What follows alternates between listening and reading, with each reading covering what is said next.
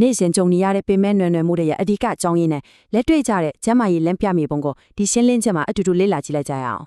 အလုတ်တွေကားပိတ်တာတွေနဲ့ပြည့်နေနေတဲ့ချစ်တဲ့လူနေမှုဘဝကဦးနောက်ကိုအမြဲတမ်းအန်တီရှင်ကြီးတယ်လို့ထင်ယုံထင်မှာဖြစ်စေပါတယ်။တိုက်မလားပြင်းမလားဆိုတဲ့တဘာဝအတုံ့ပြန်မှုကတာရဲ့ဖေးကလွတ်ဖို့ပါ။ဒါပေမဲ့ဒီနေ့ခေတ်မှာတော့တာကနာတာရှိပင်မနွတ်နေမှုကိုပဲဖြစ်စေတာပါ။ဖိအားတွေအစမပြတ်များလာတဲ့အခါခနာကိုယ်မှာရွံ့ပေါအောင်တာအိတ်မပြောတာစတဲ့ပြင်းထန်တဲ့ရုပ်ပိုင်းဆိုင်ရာပြိုကွဲမှုတွေအများကြီးဖြစ်လာခဲ့ပါတယ်။ဒီရုပ်ပိုင်းဆိုင်ရာထိခိုက်မှုကနေဆွေးကွိုင်းဆိုင်ရာပင်မနွမ်းနယ်လာသည်အစားလုံးတာအရက်တောက်တာလိုမျိုးမှားယွင်းတဲ့ထောက်ပေါက်ကြီးစီညောက်သွားစေပါတယ်။စိတ်ဖိစီးမှုကိုတွန်းလှန်ဖို့ဆိုရင်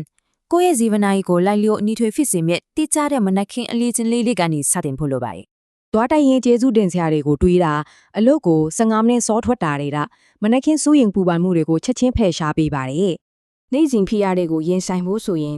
ရှောင်ခြင်းပြောင်းလဲလက်ခံလိုက်လျောဆိုတဲ့ full lane နီလန်ဟာတကယ်ကိုထိရောက်ပါတယ်။ဖုံးဝဆမပြတ်တုံးမဲ့အစား diary ရေးတာရောင်းကားလုပ်တာတွေနဲ့အစားထိုးလိုက်တာကစိတ်ကြည်လင်မှုကိုအမြန်ဆုံးပြန်လဲရရှိစေတယ်ဆိုတာသတိထားမိမှာပါ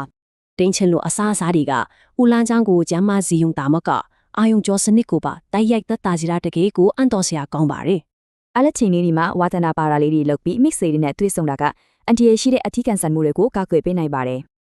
ဒါ့ပြင်အိမ်မှာနေရင်းနဲ့အခမအရေးသွေးမြင့် online တက်ကတူစင်တင်နေတတ်ပြီလေမိမိကိုစွမ်းရည်မြင့်တင်နိုင်ပါသေးတယ်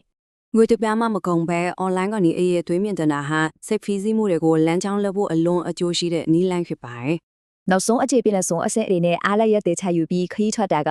ခန္ဓာကိုယ်ကိုပြန်လည်ကူးစားပေးနိုင်ကြောင်းတိပ္ပဏိကြသက်သေပြထားပါတယ်။အလောက်ကျွင်ကလုံးဝအစစ်တွေဖြတ်လိုက်ခြင်းကဟလုံးကိုကာကွယ်ပေးပြီးနစ်နစ်ချိုက်ချိုက်အိပ်ပျော်စေဖို့တကယ်ကိုကူညီပေးပါတယ်။ပတ်ဝန်းကျင်အသစ်ကိုရောက်သွားတာကစိတ်ကိုပိုထက်မြက်စေပြီးပိုကိုရဲ့စစ်ဆန်ရွေးတွေကိုလည်းနက်နက်ရှိုင်းရှိုင်းခိုင်မာလာစေပါတယ်။ဒါဆိုရင်အရေးကြီးဆုံးမေးခွန်းကခန္ဓာကိုယ်အတွက်မရှိမဖြစ်လို့အပ်နေတဲ့အနားယူမှုကိုဘယ်အချိန်မှစက္ကန့်အကောင်အထည်ဖော်ကြမလဲဆိုတာပါပဲ။